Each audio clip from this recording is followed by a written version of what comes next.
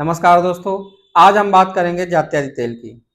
जात्यादि तेल एक आयुर्वेदिक हर्बल तेल है जो विभिन्न बाहरी घावों के उपचार के लिए बहुत ज़्यादा उपयोगी है।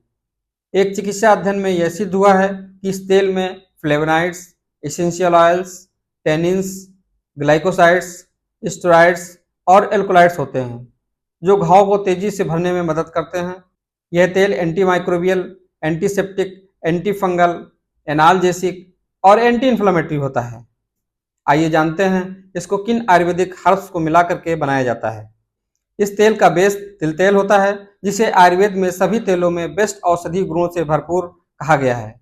इसकी खास बात यह है कि इसमें जो भी हर्ब्स मिलाकर पकाया जाता है उन औषधियों के वर्क को बढ़ा देता है, यानी इसका इफेक्ट सिनर्जिस्टिक होता है। इस तेल में जाति अर्थात चमेली की पत्ती मिली होती है। यह कसेली तिक्त हर्ब होती है जो घाव को तेजी से श्रिंक कर देती है। नीम, पटोल, करंस, मधुएष्टि, कुष्ठ, हल्दी आदि 18 कंटेंट्स डाले जाते हैं। गुदा रोगों में इसका प्रयोग बहुत ज्यादा होता है, चाहे इनस में कट लग जाए या पाइल्स हो जाए, भगंदर हो, ये सभी रोगों में बहुत ज्यादा लाभकारी होती है। यह घाव को तेजी से भरता है, यह सूजन को कम करता है, दर्द में राहत देता है, पाइल्स के मस्सों को श्रिंक करता है, ब्लीडिंग को भी रोकता है। रेगुलर यूज करने पर पेरिनियल डर्मेटाइटिस समाप्त हो जाती है।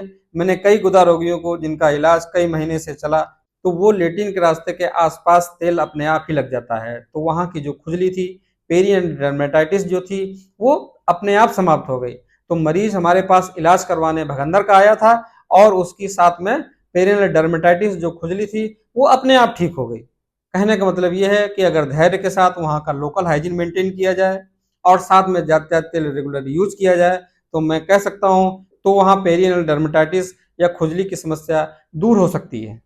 आइए बताते हैं इसको लगाना कैसे है। यदि आपके शरीर में कहीं घाव हो जाता है, कहीं कट हो जाता है, कहीं जल जाते हैं तो ये तेल आपके लिए बहुत ज़्यादा फायदेमंद होता है। अगर आप इसका रेगुलर यूज करते हैं तो आपका बहुत जल्द घाव भर जाएगा।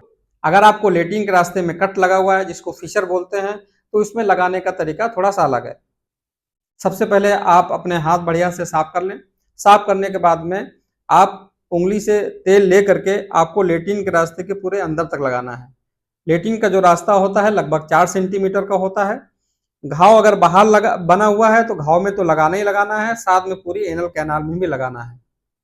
इसलिए एनल कैनाल में लगाना है आपको क्योंकि वहाँ क्या होता है कि अगर कोई कट लग जाता है तो ये हमारे जो एनल स्फिंक्टर्स होते हैं दोनों तरफ होते हैं, जिनकी वजह से हमारा लेट्रिन का रास्ता नॉर्मली बंद रहता है और डिफिकेशन के समय यानी स्टूल पास करते समय वो रिलैक्स हो जाता है और निकल जाता है। तो वो स्फिंक्टर्स में क्या होता है कि सूजन आ जाती है, इस कट की वजह से स्पाज्म में हो जाते हैं, उसमें सूजन आ जाती है, उसमें दर्द होता है।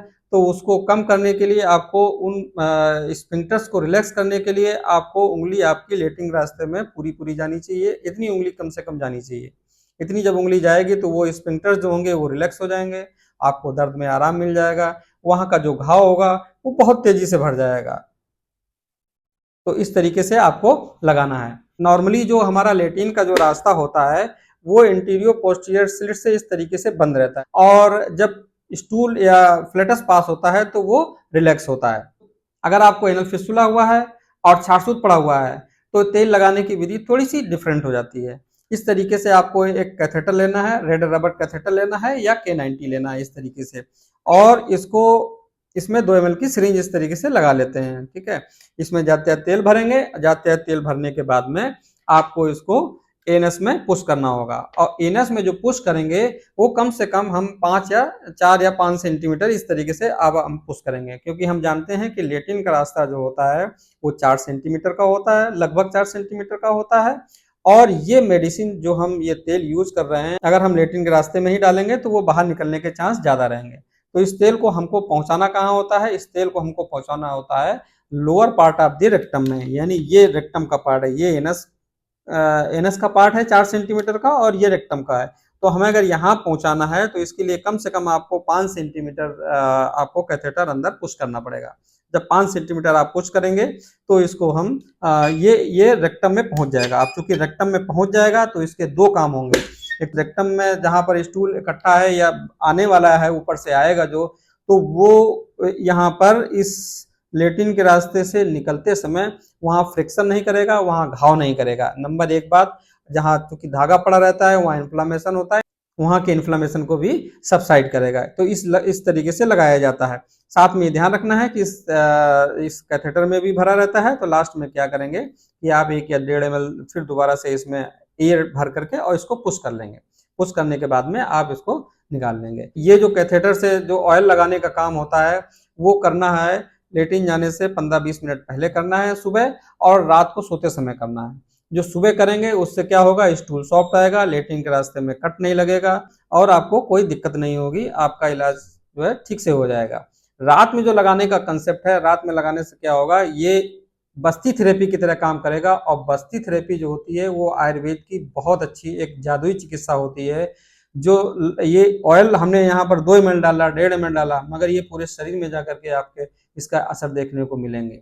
तो इस प्रकार हम ये कैथेटर से तेल लगाते हैं। और साथ में अगर हम देखते हैं बस्ती थेरेपी का, तो यहाँ पर जो तेल लगाते हैं उससे यहाँ की सूजन कम होती है, उससे यहाँ का दर्द कम होता है और घाव बहुत तेजी से भरता है और फिस्टुला बहुत तेजी से भर जाता है।